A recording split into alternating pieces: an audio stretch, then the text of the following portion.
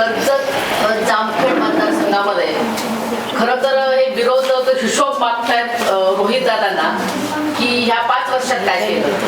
प्राध्यापक राम शिंदेना हे विचारायचे आपल्या सगळ्यांच्या माध्यमातून की हिशोब कसला मागता की 10 वर्ष तुम्ही 5 वर्ष आमदार होता आणि नंतरची 5 वर्ष तुम्ही मंत्री होता 12 खात्याचे. या 10 वर्षात तुम्ही काय केलं. या 10 वर्षात तुम्ही काहीच केलं नाही तर सगळं 5 वर्षात आमच्या रोहितदादांनी केलं. 5 वर्ष कुठली त्यातली 2.5 वर्ष तर सत्ता तुमचीच होती. त्यात ते 2.5 वर्षाची आमची सत्ता होती. त्यात 2 वर्ष कोरोना होता. त्या 6 महिन्यामध्ये 6,000 कोटीचा निधी एवढं मोठं विकासाचं काम या कर्जत जामखेडच्या मतदारसंघात एवढं मोठं काम केलं असताना राम शिंदे जर तुम्ही हिशोब मागत असाल तर तुमचा हिशोब चुकतोय कुठं. दुसरा स्वतःला भूमिपुत्र म्हणतात. अरे भूमिपुत्र असा असतो का जेव्हा 2013ला दुष्काळ पडला त्या दुष्काळामध्ये ह्याच कर्जत जामखेडची जनता तुम्ही पालकमंत्री होता आणि तुम्हाला असं म्हणायला गेली की आमच्या गुरांना आम्ही कुठं काढायचं. तेव्हा तुम्ही असं म्हणता की पाहुण्या रावण्यांकडे गुरं सोडून या.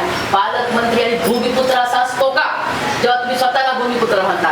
जेव्हा इथं तुमच्याच कुठल्या तरी कार्यकर्त्यांनी मागितलं होतं पोलीस स्टेशन आपल्याला द्या म्हणून तेव्हा तुम्ही असं म्हणता की क्राईम रेट वाढायला पाहिजे तर पोलीस स्टेशन देतो. क्राईम रेट वाढवणार का तुम्ही कर्जत आणि जामखेडमध्ये. म्हणजे तुम्ही गृहमंत्री आहात. गृहमंत्री असला असतो का आणि कर्जत जामखेडचा भूमिपुत्र असा असतो का की जो म्हणतो क्राईम रेट वाढवा म्हणजे तुम्ही गुन्हेगार बनवणार आहात का. आणि मग भूमिपुत्र म्हणजे काय असतो की जो या माती इथली जी माय आहे माती आहे तो कपाळाला लावतो आणि इथल्या लेकरांची जनतेची सेवा करतो त्याला भूमिपुत्र म्हणतात. आणि मग रोहितदादा इथले भूमिपुत्र आहेत खऱ्या अर्थानं. तर भूमिपुत्राची व्याख्या जर त्यांना सांगायची जर झाली तर मग मला सांगायचं त्यांना तुमच्या माध्यमातून की मोदीजींना सांगा ना की भूमिपुत्र काय असतं. ते आहेत गुजरातचे आणि इलेक्शन लढवतात वाराणसीचं.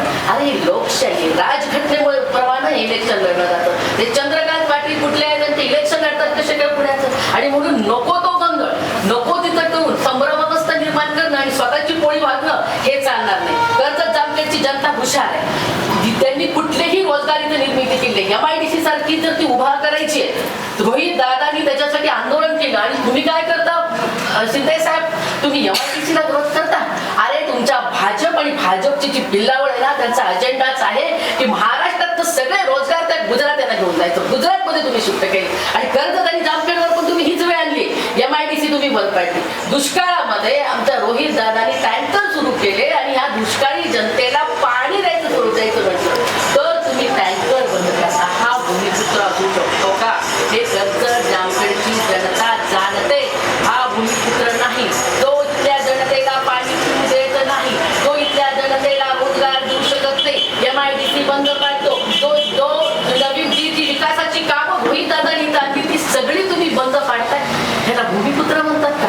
भूमिपुत्र हा जनतेची सेवा करणारा असतो आणि जनतेची सेवा करणारा हा भूमिपुत्र तो म्हणजे रोहित दादा आहेत.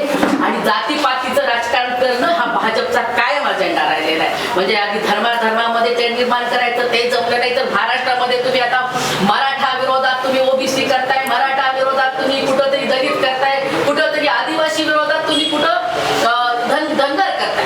कारण की तुमचा अजेंडाच राहिलेला आहे. कारण कुठलंही विकास काम घेतल्या या भाजप आणि ट्रिपल इंजन टोके भातर सरकारनं या महाराष्ट्रात केलं नाही. त्यांच्याकडे आता कुठलेही मुद्दे विकासाचे नाहीत आणि म्हणून त्यांनी हे सगळ्या जातीची समीकरणं केली.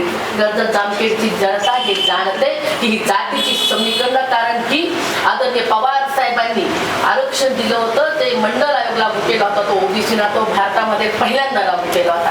ह्या मंडळ आयोगाला विरोध करणारे हे भाजपच होतं. तुमचं मंडळ तर आमचं कमंडल म्हणून त्यांनी रथयात्रा काढली होती आणि ह्याच बीजेपीनं OBCच्या आरक्षणाला विरोध केला होता. आजचे 3-4 वर्ष झालं स्थानिक स्वराज्य संस्थांमध्ये इलेक्शन होत नाहीये आणि ओबीसीच्या आरक्षणात धक्का लागलाय. याच्या मागचं षडयंत्र सर्व OBCना माहिती आहे. कारण की जी ट्रिपल टेस्ट घ्यायला सांगितली होती सुप्रीम कोर्टानं त्या ट्रिपल टेस्टचा सगळा डेटा जो आमचं सरकार होतं जेव्हा मनमोहन सिंग सत्तेत होते तेव्हा तो डेटा गोळा केला होता आणि तो सगळ्यांकडे डेटा मोदी साहेबांनी लपवून ठेवलाय. आणि म्हणून आज स्थानिक स्वराज्य संस्थेच्या इलेक्शन होत नाही. OBCच्या स्थानिक स्वराज्य संस्थेला धक्का लागलेला आहे. कुठलंही आरक्षण कधी सुद्धा बीजेपीने दिले नाही. बीजेपी